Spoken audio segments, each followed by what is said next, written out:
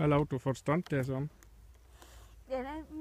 er blevet meget stolt derovre, så nu er snart benet ud over, fordi den ikke rigtig passer den her til mig længere. Så har vi lavet den der lidt spidsere.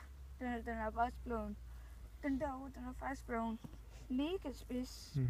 Og det er den er faktisk, jeg vil sige halvt så spids, men den derovre, der er bag, se, den er faktisk rimelig spids. Den går da lige op de her. Og så kører du ellers ind i sving, og så lige ud, og så ind i sving. Og så har vi det hop, der normalt plejer at være. Det bliver så meget spidser, og så går det sådan ned, og så går den skråning ned. Jeg landede ikke så godt der.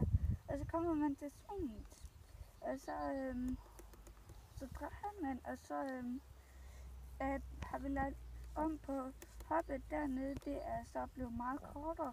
Så det næste sving, det går mere skud opad. Så det næste sving, vi har ikke det næste sving, men altså det næste hop, så der havde vi sådan en bum. Den havde vi så puttet ovenpå, så der nærmest blevet dobbelt så høj, og så er den mega lys nu. Og så er der et normalt hop, og så sving igen. Slut derfor.